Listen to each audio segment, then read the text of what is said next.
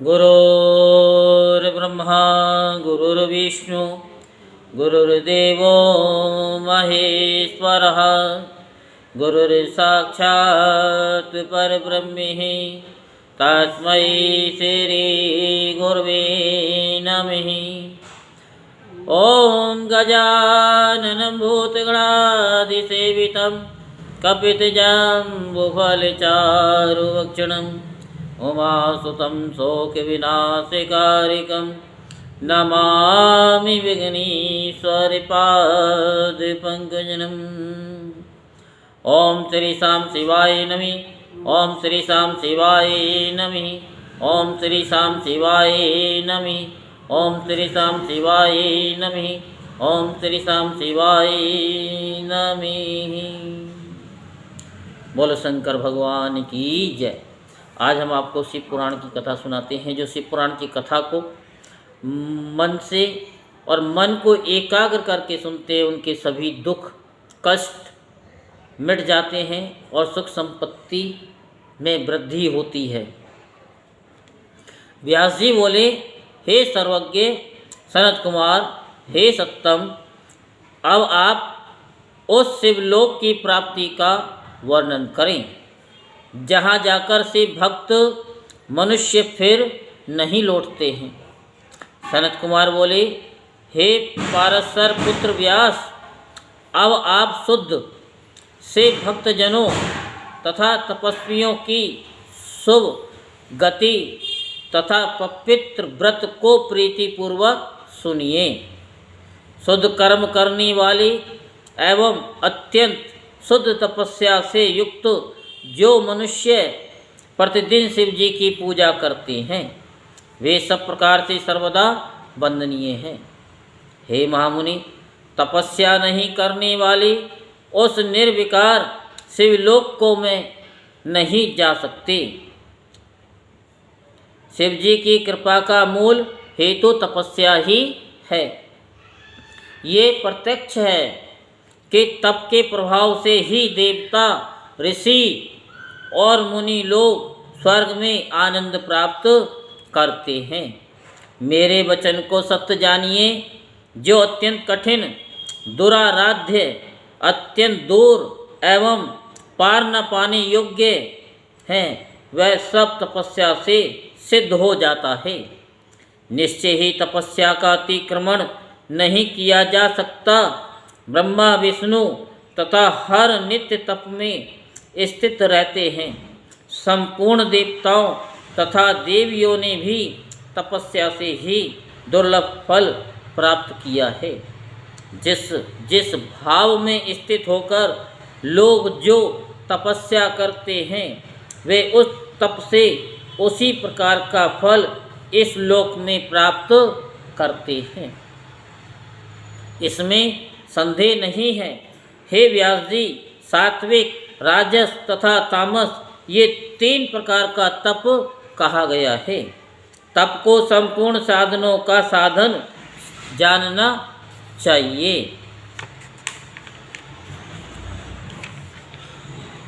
देवताओं, सन्यासियों एवं ब्रह्मचारियों का तप सात्विक होता है। दैत्यों एवं मनुष्यों का तप राजस होता है तथा राक्षसों एवं क्रूर कर्म करने वाले मनुष्यों का तप तामस होता है। तत्वदर्शी महर्षियों ने उनका फल भी 3 प्रकार का बताया है। भक्ति पूर्वक देवगणों का जप, ध्यान एवं अर्चन शुभ होता है। वह सात्विकी कहा गया है, जो सभी फलों को प्रदान करता है। ये तप इस लोक में और परलोक में भी मनोरथों को सिद्ध करने वाला है। किसी प्रकार की कामना की सिद्धि को उद्देश्य करके जो तप किया जाता है, वह राजस तप कहा जाता है। देह को सुखाने वाले और दुस्सह तपों से शरीर को पीड़ित कर जो तप किया जाता है, वह तामस तप कहा जाता है। वह भी मनोरथ सिद्ध करने वाला है। सात्विक के तप को सर्वोत्तम जानना चाहिए। निश्चल, धर्म, बुद्धि स्नान, पूजा, जप, होम, शुद्धता, सोच, अहिंसा, व्रत, उपवास, मौन, इंद्रिय निग्रह, बुद्धि, विद्या, सत्य, अक्रोध, दान, क्षमा, दम, दया, बावली, कोप, सरोवर एवं प्रासाद का निर्माण, कृच्छ, चंद्रायण आदि व्रत, यज्ञ, श्रेष्ठ तीर्थ और आश्रम का निवास, ये सभी धर्म के स्थान हैं और बुद्धिमानों को सुख देने वाले हैं। हे व्यास, इस प्रकार विषुव संक्रांति यानी मेष तुला संक्रांति में संपन्न ये सद्धर्म से भक्ति के परम कारण हैं। किसी शब्द रहित स्थान में उन्मनी भाव से ज्योति का तीनों कालों में ध्यान करना ही धारणा है। रेचक, पूरक और कुंभक ये 3 प्रकार का प्राणायाम कहा गया है। प्रत्याहार द्वारा इंद्रियों का निरोध एवं नाड़ी संचार का ज्ञान होता है। ये तुर्या अवस्था होती है। अणिमादि अष्टसिद्धियों को प्राप्त करना अधोबुद्धि है। इसमें पूर्व उत्तम भेद कहे गए हैं जो ज्ञान विशेष के साधन हैं। काष्ठावस्था, मृतावस्था और हरितावस्था ये 3 अवस्थाएं कही गई हैं। ये अवस्थाएं अनेक उपलब्धियों वाली तथा सभी पापों को विनष्ट करने वाली हैं। नारी, सैया, पान, वस्त्र, धूप, सुगंधित चंदन आदि का लेप, तांबूल भक्षण, 5 राजेश्वरीय विभूतियाँ, स्वर्ण की अधिकता, तामा, घर, रतन, धेनु, वेद, शास्त्रों का पांडित्य, गीत, नृत्य, आभूषण, शंख, वीणा, मृदंग, गजेंद्र, छत्र एवं चामर ये सभी भोग स्वरूप हैं। इनमें विषयों में आसक्त प्राणी ही अनुरक्त होता है। हे मुनि, ये सभी पदार्थ दर्पण में पड़े प्रतिबिंब के समान अवास्तविक तथा आभास मात्र हैं। तथापि इनमें यथार्थ बुद्धि करके सांसारिक पुरुष तेल के लिए तिल के समान बारंबार इस संसार चक्र में पेरा जाता है और माया उसे अज्ञान से मोहित कर लेती है। वह सब कुछ जानते हुए भी घड़ी के यंत्र के समान स्थावर जंगम आदि सभी योनियों में दुखी होकर घूमता रहता है। इस प्रकार समस्त योनियों में भ्रमण कर बहुत समय के बाद अत्यंत दुर्लभ मनुष्य जन्म प्राप्त करता है और कभी कभी पुण्य की महिमा से बीच में ही मानव शरीर प्राप्त कर लेता है, क्योंकि कर्मों के गौरव तथा लाघव के कारण उनकी गतियाँ बड़ी विचित्र कही गई हैं। जो पुरुष स्वर्ग एवं मोक्ष के साधन भूत इस मनुष्य जन्म को पाकर अपना परम कल्याण नहीं करता है, वह मरने के बाद बहुत काल तक शोक करता रहता है। सभी देवताओं एवं असुरों के लिए भी ये मनुष्य जन्म अति दुर्लभ है। अतः उसे प्राप्त करके वैसा कर्म करना चाहिए जिससे नरक में न जाना पड़े।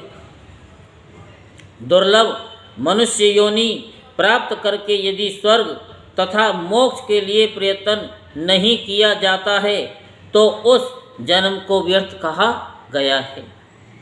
हे व्यास जी, धर्म, अर्थ, काम एवं मोक्ष इन संपूर्ण पुरुषार्थों का मूल मनुष्य जन्म कहा गया है। अतः मनुष्य जन्म को प्राप्त कर धर्मानुसार उसका यत्न पूर्वक पालन करते रहना चाहिए। धर्म के आधार तथा समस्त अर्थों के साधनभूत इस मनुष्य जन्म को प्राप्त करके यदि परमार्थ लाभ के लिए यत्न होता है तभी उससे मूल अर्थात मनुष्य जीवन सुरक्षित समझना चाहिए।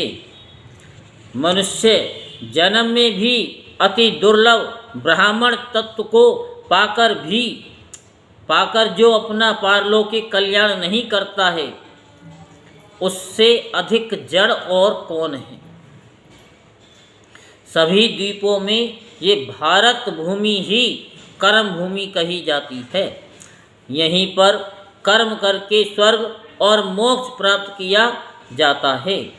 इस भारत वर्ष में अस्थिर मनुष्य जन्म को प्राप्त कर जिसने अपना कल्याण नहीं किया, उसने मानो अपनी ही आत्मा को ठगा है। हे विप्र, यही कर्म भूमि और यही फल भूमि भी कही गई है। यहाँ जो कर्म किया जाता है उसी का फल भोग स्वर्ग में किया जाता है। जब तक शरीर स्वस्थ रहे तब तक धर्माचरण करते रहना चाहिए, क्योंकि अस्वस्थ हो जाने पर दूसरों के द्वारा प्रेरित किए जाने पर भी मनुष्य कुछ भी करने में समर्थ नहीं होता। अस्थिर शरीर से जो स्थिर मोक्ष को सिद्ध नहीं करता, उसका स्थिर मोक्ष भी नष्ट हो जाता है, और यह अध्रुव शरीर तो नष्ट होने वाला ही है। मनुष्य की आयु के एक एक क्षण रात दिन के रूप में उसके आगे ही नष्ट होते जाते हैं, फिर भी उसे बोध क्यों नहीं होता है?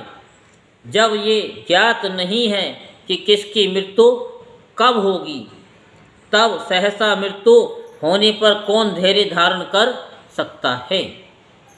जब ये निश्चित है कि सब कुछ छोड़कर अकेले ही जाना है, तब मनुष्य जाने के समय मार्ग के खर्च के लिए इस धन का दान क्यों नहीं करता?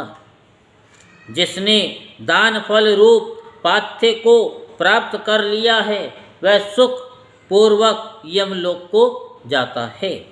यदि ऐसा न हुआ तो प्राणी पाथ्य रहित मार्ग में दुख प्राप्त करता है। हे व्यास, सभी प्रकार से जिनके पुण्य परिपूर्ण हैं, उनको स्वर्ग मार्ग में जाते समय पग पग पर लाभ होता है।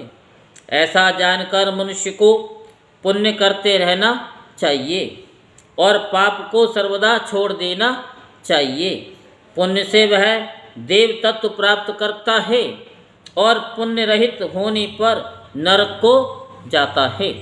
जो लोग थोड़ा भी देवेश शिव की शरण में चले जाते हैं, वे घोर यम को और नरक को नहीं देखते हैं, किंतु महान व्यामोह उत्पन्न करने वाले पापों के कारण शिव जी की आज्ञा से मनुष्य कुछ दिन के लिए वहाँ निवास करते हैं और उसके बाद शिवलोक में चले जाते हैं। जो लोग सर्वभाव से महेश्वर शिव के शरणागत हैं, वे जल से कमल पत्र के भांति पाप से लिप्त नहीं होते हैं। हे मुनि सत्तम, जिन्होंने शिव शिव तथा हर हर इस नाम का उच्चारण किया है, उन्हें नरक और यमराज से भय नहीं होता है। शिव ये दो अक्षर परलोक के लिए पाथ्य अनामे मोक्ष साधन एवं पुण्य समूह का एकमात्र स्थान है। संसार रूपी महारोगों का नाश करने वाला एकमात्र शिव नाम ही है। मुझे संसार रूपी रोग का नाश करने वाला अन्य कोई उपाय नहीं दिखाई देता है। प्राचीन काल में पुलकस हजारों ब्रह्म हत्याएं करके भी विमल शिव नाम को सुनकर मुक्त हो गया। इसीलिए बुद्धिमान को चाहिए कि सदा ईश्वर के प्रति अपनी भक्ति बढ़ाए। हे महाप्राज्ञ, से भक्ति से प्राणी भोग तथा मोक्ष प्राप्त कर लेता है। बोल शंकर भगवान की जय। हर हर महादेव, हर हर महादेव, हर हर महादेव, हर हर महादेव, हर हर महादेव, हर हर महादेव।